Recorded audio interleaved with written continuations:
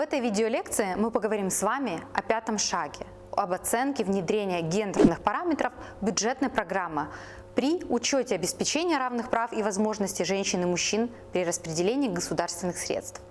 На этом шаге необходимо попытаться определить уровень обеспечения потребностей и удовлетворения интересов женщин и мужчин, девочек и мальчиков, различных социально уязвимых групп населения в процессе реализации бюджетной программы, а также выявления в соответствующей сфере гендерных разрывов и гендерной дискриминации, а также причины их возникновения.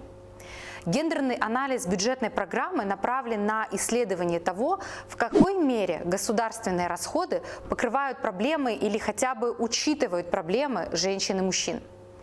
При анализе бюджетной программы рекомендуется определить объемы и распределение бюджетных средств на оказание определенных услуг при планировании и реализации программы с учетом гендерного аспекта. На данном шаге проводится анализ основных видов бюджетных расходов на мероприятия и услуги в рамках стратегических и программных документов, а также бюджетных программ с точки зрения соблюдения гендерного баланса и с учетом проблем и потребностей, выявленных на шаге 2.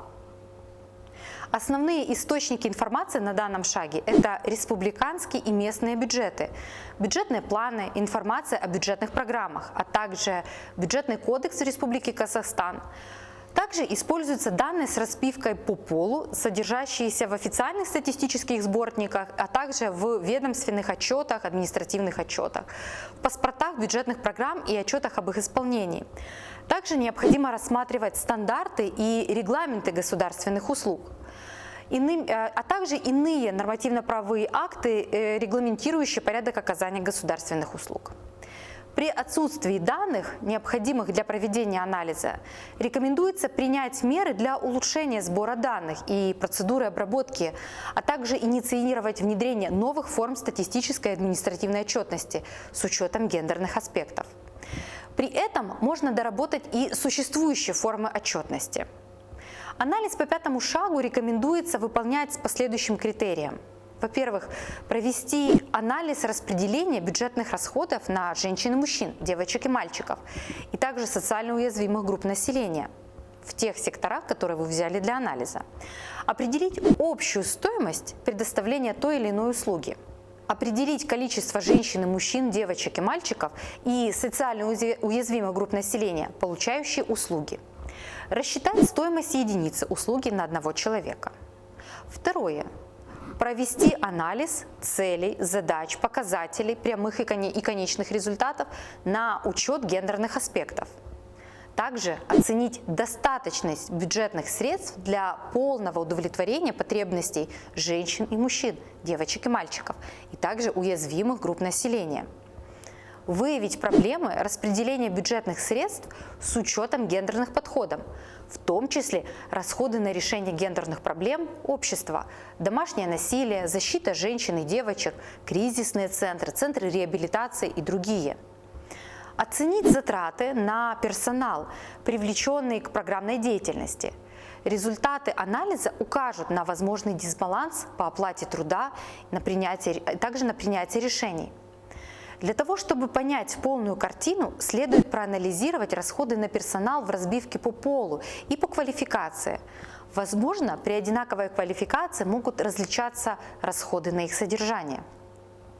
Такая оценка расходов на персонал базируется на данных о бюджетных расходах на содержание персонала, а также на информации о женщинах и мужчинах, работающих в анализируемых сферах. Показатели бюджетной программы анализируются на предмет качества и достаточности с точки зрения достижения целей и задач в части обеспечения гендерного равенства. Также проводится анализ объема и качества предоставляемых услуг для целевых групп при обеспечении потребностей и удовлетворении интересов по признаку пола. По результатам гендерного анализа бюджетной программы могут быть сделаны выводы относительно наличия и качества данных, необходимых для проведения анализа, наличие и качество информации и показателей бюджетной программы, освещающих гендерный аспект, то есть гендерных параметров. соответствие бюджетной программы целям и задачам стратегических и программных документов страны по гендерным вопросам, учета в бюджетной программе гендерных аспектов, выявленных гендерных разрывов, гендерной дискриминации, негативных тенденций при обеспечении потребностей и удовлетворении интересов целевой группы, а также обеспечение справедливого распределения бюджетных средств при планировании и реализации бюджетной программы.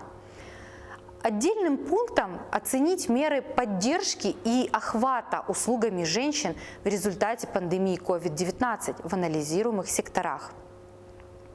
При проведении анализа госслужащий должен ответить на следующие вопросы. Какая общая стоимость предоставления услуг? Количество пользователей – женщин, мужчин, мальчиков и девочек и социально уязвимых групп населения в конкретной услуге? Какая себестоимость единицы услуги? Стоимость на одного человека?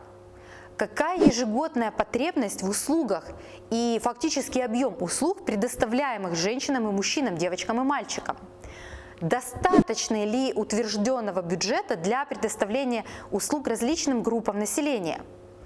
Какой была динамика бюджетных средств на мероприятия гендерного характера за год, увеличение, уменьшение в рамках программных документов?